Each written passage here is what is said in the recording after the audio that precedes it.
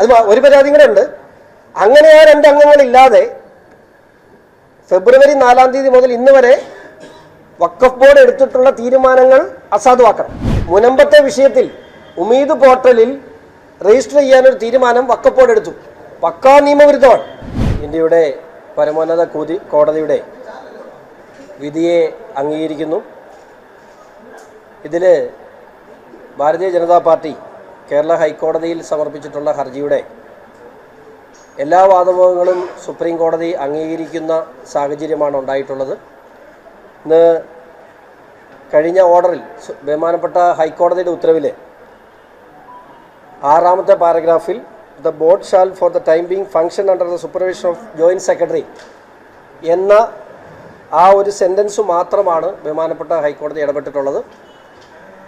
കേരള ഹൈക്കോടതിയിൽ ഭാരതീയ ജനതാ പാർട്ടി ആവശ്യപ്പെട്ടത് ഈ രാജ്യത്ത് ഒരു നിയമം നിലനിൽക്കുന്നുണ്ട്. ആ നിയമപ്രകാരം 2025 വഖഫ് അമെൻമെൻറ്റ് ആക്റ്റിൽ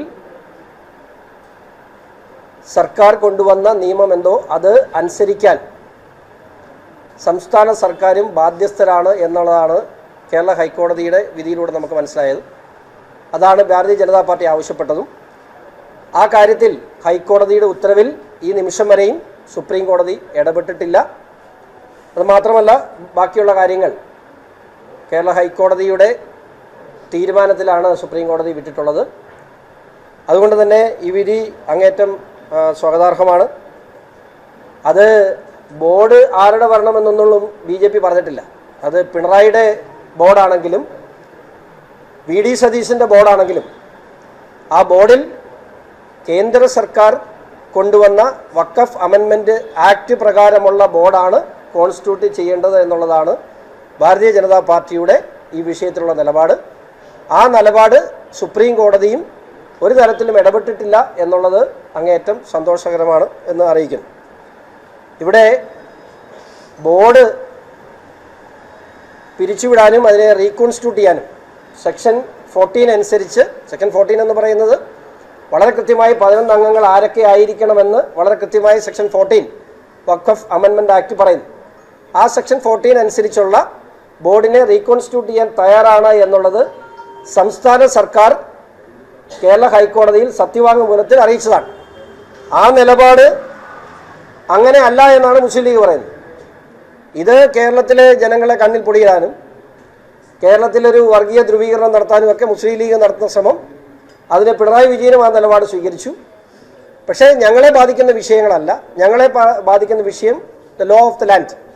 ഈ രാജ്യത്തൊരു നിയമമുണ്ട്. ആ നിയമം അനുസരിക്കാൻ ഇവിടെ കേരള ഗവൺമെൻറ്റും തയ്യാറാകണം എന്നുള്ളത് തന്നെയാണ് ഭാരതീയ ജനതാ പാർട്ടിക്ക് ഈ വിഷയത്തിൽ പറയാനുള്ളത്. അതുകൊണ്ട് തന്നെ ഇപ്പോൾ വന്നിട്ടുള്ള വ്യാഖ്യാനം സുപ്രീം കോടതിയിൽ വഖഫ് ബോർഡിന് ആശ്വാസം അല്ലെങ്കിൽ പരാതിക്കാർക്ക് തിരിച്ചടി എന്നുള്ളതൊന്നും സുപ്രീം കോടതി ഈ വിഷയത്തിൽ ഇടപെട്ടിട്ടില്ല. ആകെപ്പാടെ പറഞ്ഞിട്ടുള്ളത് the board shall for the being function under the supervision of joint secretary of the state government dealing with the Waqf matter എന്ന് ആ ഒരു സെൻറ്റൻസ് മാത്രമാണ് സുപ്രീം കോടതി ഡിലീറ്റ് ചെയ്തിട്ടുള്ളത്. അതുകൊണ്ട് തന്നെ ഇപ്പോൾ ഹൈക്കോടതി പറഞ്ഞിട്ടുള്ള രീതിയിൽ നയപരമായ തീരുമാനങ്ങൾ സ്വീകരിക്കുന്നതിനും അതുപോലെ തന്നെ സാമ്പത്തികം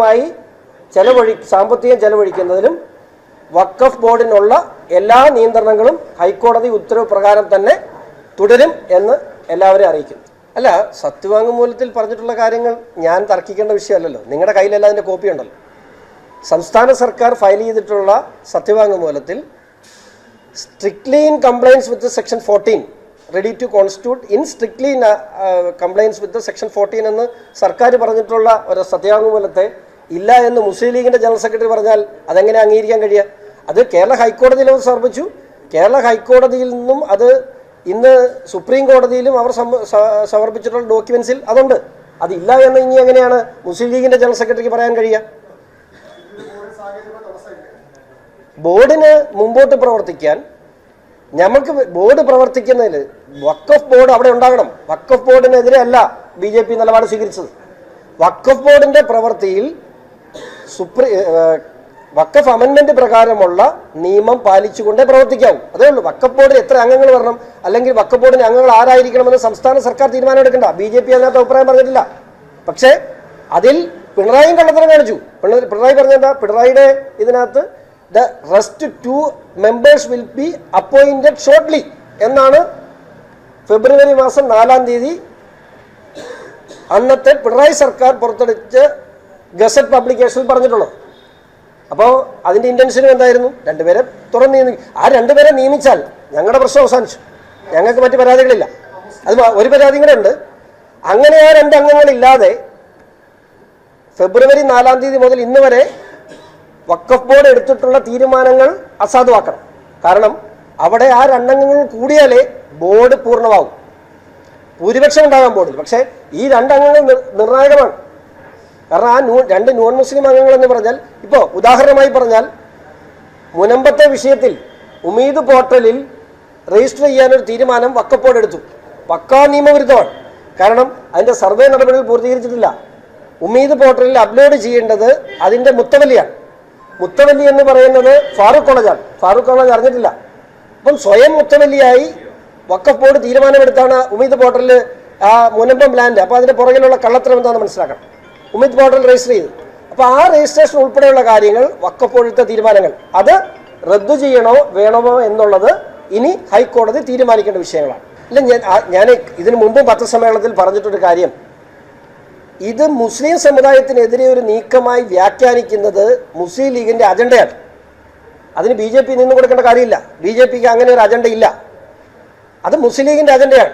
അവരുടെ സമുദായത്തിനുള്ളിൽ അവർക്ക് പിടിച്ചു നിൽക്കണമെങ്കിൽ ഇത് ആവശ്യമാണ്. ഇത്രയും വലിയൊരു വിഷയം ന്യൂനപക്ഷ വകുപ്പ് മന്ത്രി, മുസ്ലിം ലീഗിൻ്റെ മന്ത്രി അറിയാതെയാണോ ഇങ്ങനെ ഒരു അഫിഡവിറ്റ് വന്നത്?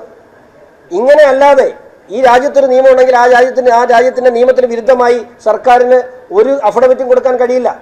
കുറേ കാലമൊക്കെ സമുദായാംഗങ്ങളെ പറ്റിക്കാൻ കഴിയും. പക്ഷേ ഒരു കാരണവശാലും അവർക്ക് ഈ നിയമം പാലിക്കാതെ വഖഫ് ബോർഡിന് മുമ്പോട്ട് പോകാൻ കഴിയില്ല.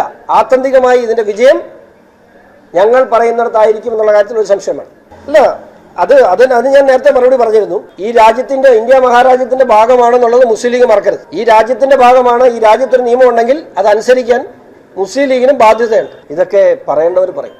അതൊന്നും ഷോൺ ജോർജിനെ ഇപ്പോൾ ഏൽപ്പിച്ചിട്ടുള്ള വിഷയം ഈ വഖഫ് ബോർഡിനെ കുറിച്ച് വിശദീകരിക്കുകയാണ്. അതൊക്കെ സംസ്ഥാന പ്രസിഡന്റുണ്ട്, സംസ്ഥാന കാര്യങ്ങളുണ്ട്. അതൊക്കെ പാർട്ടിയുടെ സിസ്റ്റം ഉണ്ട്. അതൊക്കെ നിങ്ങളെ അറിയിക്കേണ്ട കാര്യങ്ങൾ അറിയിക്കേണ്ട സമയത്ത് പാർട്ടി അറിയിക്കും. അതൊക്കെ പറയേണ്ട കാര്യങ്ങൾ അതൊക്കെ പറയേണ്ട ആളുണ്ട്. ഞാൻ മാത്രമല്ല ഇവിടെ സംസ്ഥാന ഭാരവാഹികളായിട്ടുള്ള അത് പറയേണ്ട കാര്യങ്ങൾ സംസ്ഥാന പ്രസിഡന്റ് അല്ല അത് ഞാൻ പറഞ്ഞല്ല. നിങ്ങൾ എന്തേലും ചോദിച്ചാലും ഇതിന് പാർട്ടിക്കൊരു ഒരു സിസ്റ്റമുണ്ട്. ആ സിസ്റ്റത്തിന് അകത്ത് നിന്നേ സംസാരിക്കും. എന്നോട് ഇന്ന് സംസാരിക്കാൻ പറഞ്ഞിട്ടുള്ള വിഷയം ഇതാണ്.